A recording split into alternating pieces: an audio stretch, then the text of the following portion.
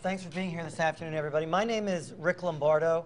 I was the director of the play that you saw this afternoon, and I want to introduce the other artists who are up here with me right now. To my left and to my right are the authors, Stephen Bergman and Janet Surrey.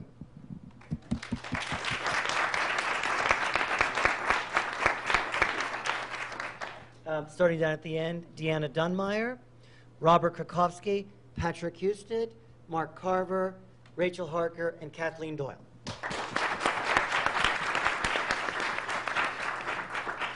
We always enjoy the opportunity after one of the performances to do a question and answer and have a bit of a discussion. We're interested in comments.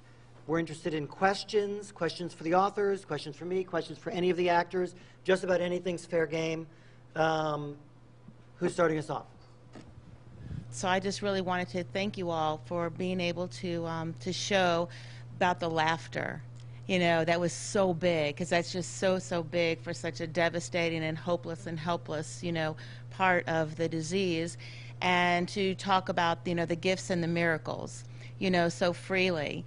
And I think that all of you did such a great job, and I just really wanted to thank you. And I guess really my question too is that I thought about, as you were doing this, if any of you all happen to have any relationships with anyone that, you know, had a problem with alcohol.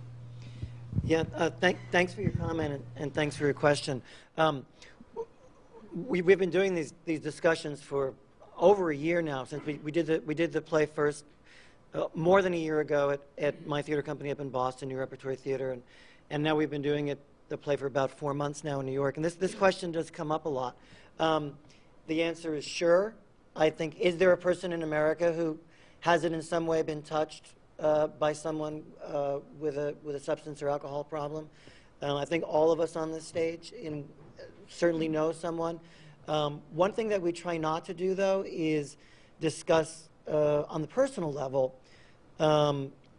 whether any of the artists who are involved with the project are in recovery or not, because we really try to respect AA's tradition of anonymity, and it would almost be counter to actually for any of us if we were to discuss it or not. I mean, but I think that I can probably safely say that every one of us has known someone fairly close to us. But who does it? Who doesn't in these days? I wanted to comment though on your first comment when you thanked us for the laughter. Because thank you for saying that. That actually shocks some people, we've discovered, and it's been interesting. One of our goals with doing the play was to find the way to create this theater event that would be able to communicate both to folks who already knew the story and to a general theater audience. We wanted to make a play for everybody. And one of the things that we've struggled with is that we have discovered that folks who are closer to the story, or folks who have lived the story or parts of the story, that there's an enormous laughter of recognition that happens. You know, like, oh, I remember that, I did that. And then there are some folks in the audience that find that very off-putting. They'll be watching a scene and going, that's a tragic scene, that's a dramatic scene, that's a depressing scene, why are these people laughing? What's wrong with them? They're laughing. And so we do sometimes find that you'll see folks in the audience who are like looking like, well, I guess it starts right at the beginning. You know, if we have an audience that's mixed, maybe, you know, half the audience is folks who may be in AA, and half the audience is folks who are, you know, bought a ticket and want to see a play, and then half the audience says, hi, Bill, and other people, you know, turn it around. Yeah.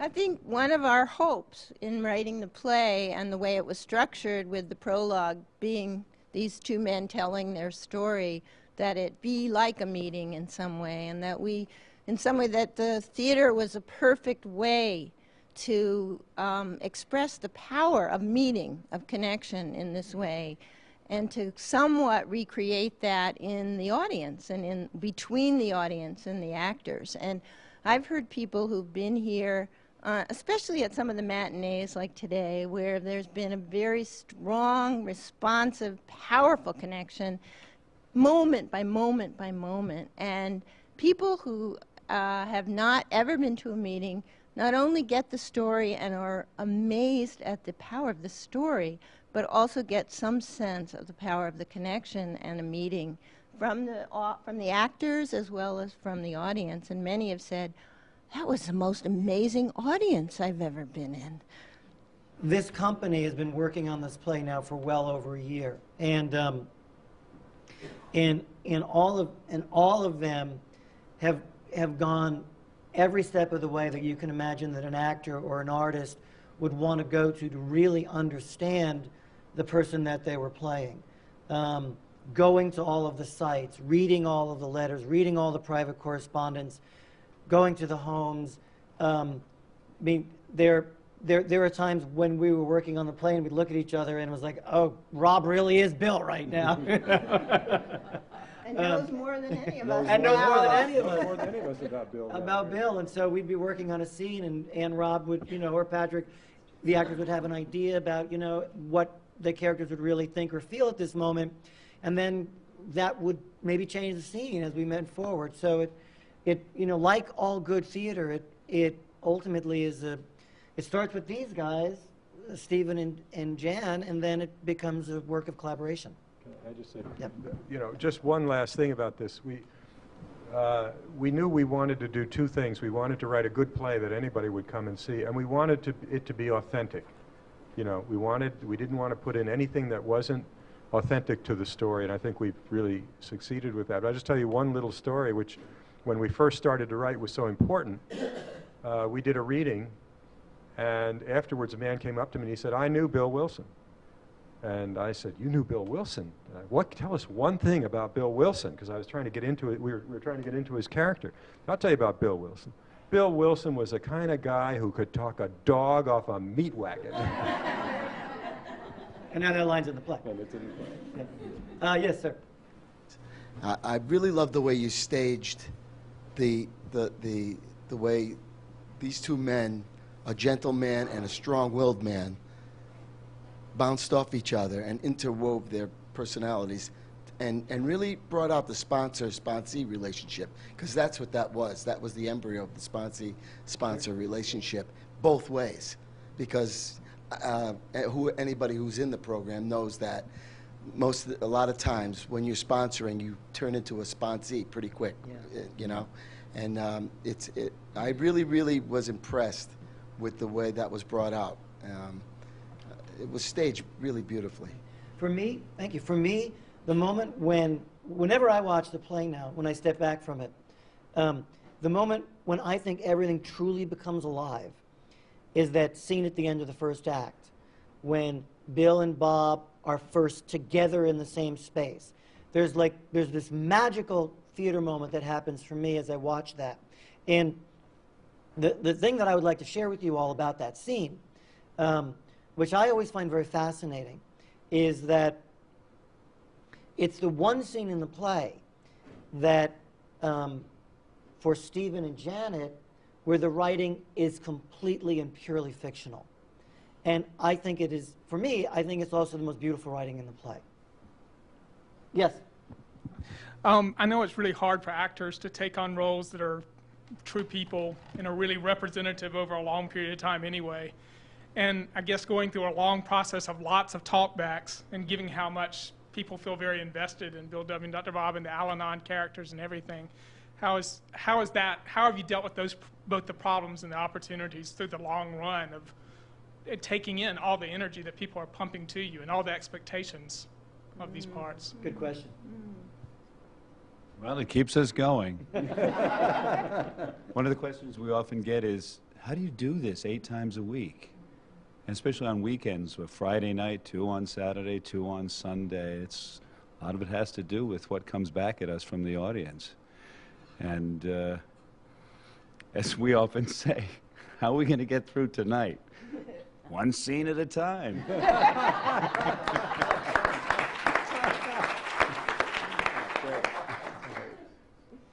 When I first did this, I didn't do a lot of research because I wanted Bob to be me. I wanted it to be my Bob. But then as I got into it, I started doing a lot of research. I did a lot.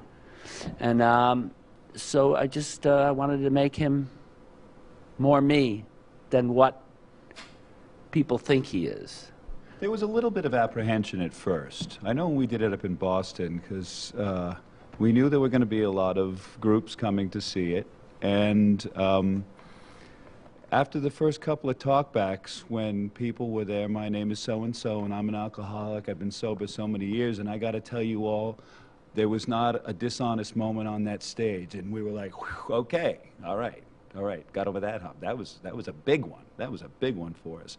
And as far as the expectations of who these people were and them being known so much, one of the difficulties, I needed to get to know Bill, because out of his personality was forged a lot of what AA became. And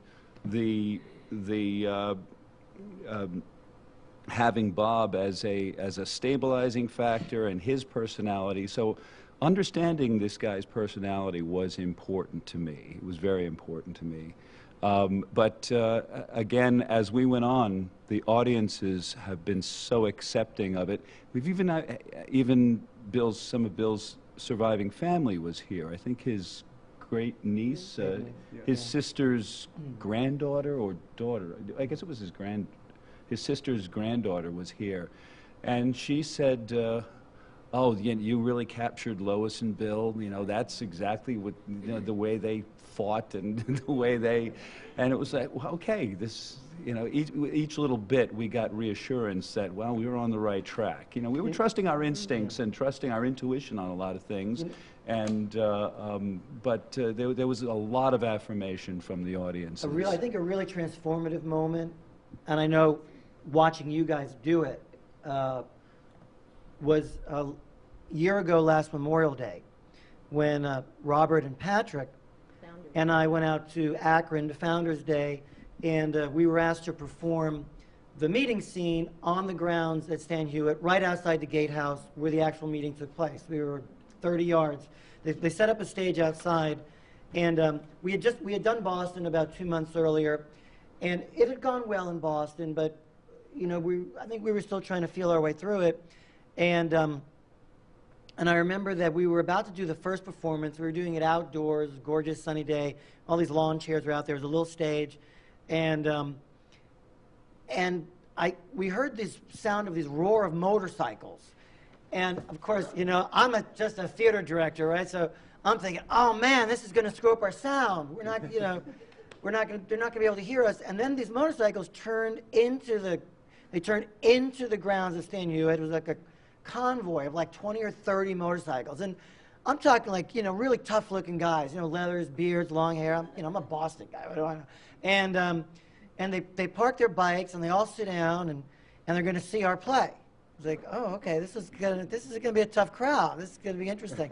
And these guys are cracking jokes, and so then these guys start doing the meeting scene, and I was standing sort of off to the side and back behind the stage, so I was watching the bikers watch the performance, and as the meeting scene goes on, I started to see these guys start to tremble and start to choke up, and just watching the power of doing one scene out of context, and then they would finish it, and they'd come up, and I would hear these guys saying, yeah, man, that was the shit. That's the shit right there. Yeah. Remember that? Yeah. And they were thinking, whoa. Big, beefy guys coming up. They're streaming with tears. And their girls. Yeah, and women. Yeah, it was great. And that was, I think, another step of thinking, oh, okay, there's some truth going on here, hopefully. Yeah. I would just add to that, it was important for me to get his sound, his accent, which I did very, very early. I listened to tapes of him speak to get that sound. Yeah.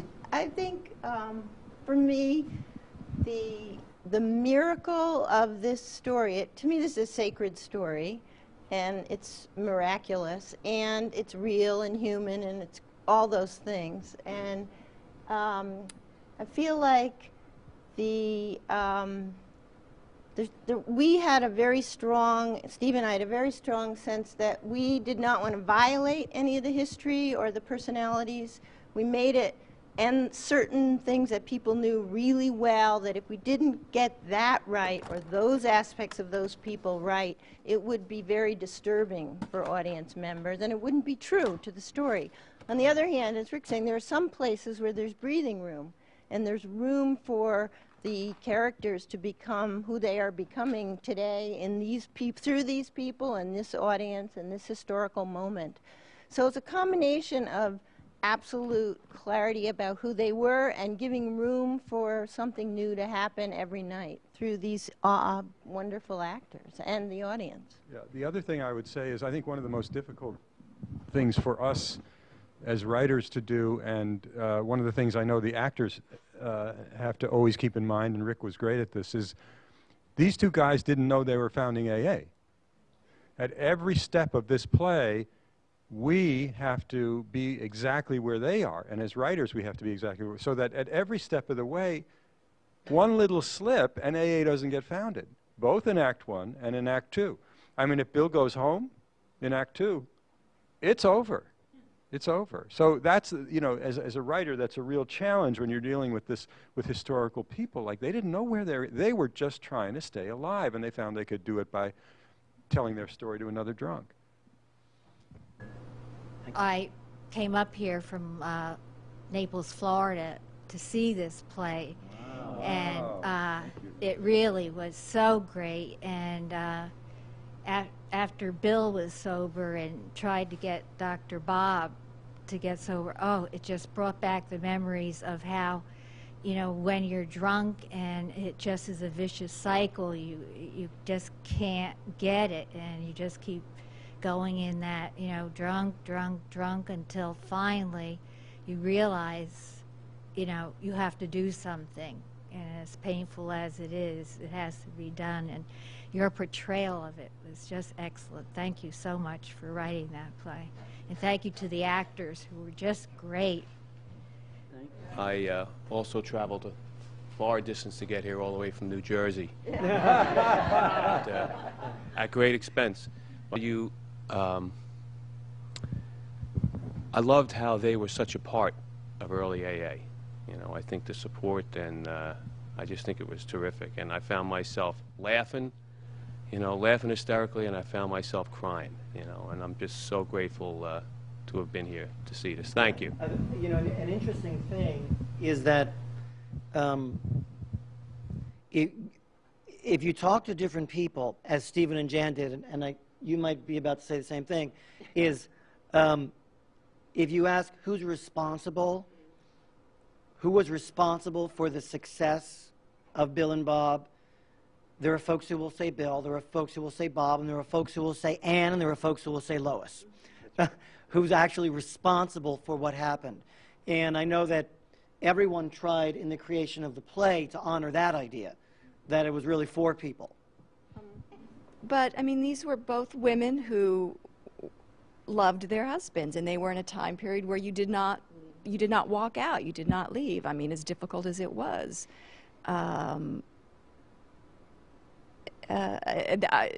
Lois needed Bill as much as he needed her, you know. They just, you know, it's that sort of a relationship. It was nice to be able to read some stuff, you know, some information about them, but basically what you have to work is what the writers give you, and the direction that the director takes you into, and then what you discover working with the other actor on the stage and what they're giving you. So it's about, again, it's about what you've been talking about how everything comes together. It's not what we do, it's what everybody in the room with us is doing and giving to us, and then hopefully we can give back. So. Hello. Well, first of all, to play this role has been such an amazing honor for me as a performer. I've been doing this all my life, and I can say in all honesty that this production, this character that I'm playing, has moved me personally, I'm going to cry now, to such a level that I feel that I have been transformed. I have healed a lot of my own personal wounds and things of the past. I mean, it has affected me so deeply. I mean, it has been like life transforming in a way. And to play this character, see, I don't want to let her go. It is, there hasn't been a whole lot written about Anne, but what was there was so rich. She had an incredible sense of humor.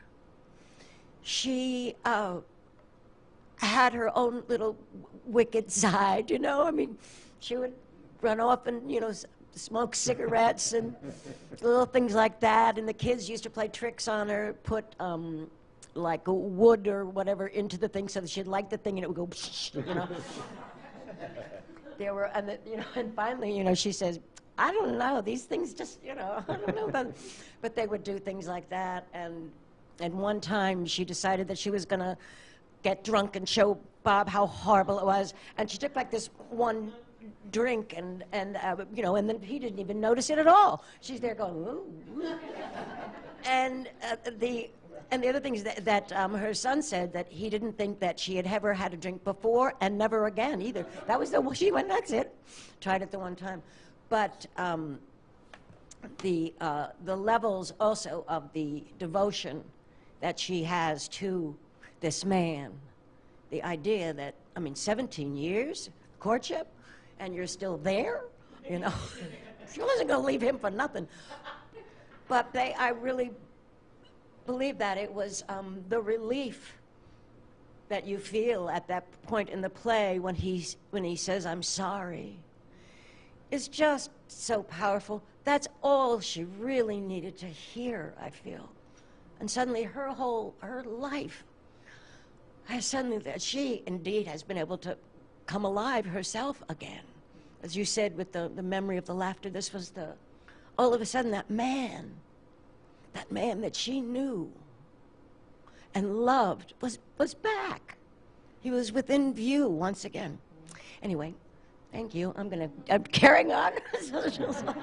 Just give me a podium, you know. But thank you very much. Okay, one last. Okay, you'll be the last one because these guys have to have dinner and another show tonight. Oh yes, that's right. I'm sorry, and I'm not going to hold you guys up. I guess I would just like to know if there's any possibility that the show would be, you know, resurrected sometime in the future, or we're relying on the DVD. Well, I'm glad you asked that question because, as I said, Janet and my goal for a long time, and then joined by all of these people, I think, was to put this show on the world map of good theater and meaningful theater, which we happen to think go together. And I think our hope and a lot of the signs are that this will go on, that, you know, theaters pay attention to what happens, theaters all over the world pay attention to what happens in New York. And there's a lot of interest all over the country. There looks like there'll be productions in French in Paris and in Spanish in Mexico City in the not too distant future, which is nice. One of our goals as well is to get it to communities, you know, not necessarily big cities, but big cities, sure, communities, and then colleges and high schools. You know, this, I think one of our goals now is this play should be done regularly in colleges, for instance, which is a huge, and high school, huge source. But the answer to your question is, I think all of us on this stage have done our best to make sure this is known in the world. And once it's known in the world, it's going to be the same thing that happened when I sent a letter to Rick over the transom. Hey, I got this play. Is that someone knowing about it will come toward it. And, you know, there are agents that are doing that as well for us. But I think, you know, this is, as I say, an attraction, not promotion. I feel, I'm an optimist. How else could I have done this with Janet, you know? Why else would you write a play? Why else would you write a play and dare to write this play, which is a very difficult play to write? But I'm an optimist. I really think we've launched it on its life, and I would hope it would last a long time after we're gone.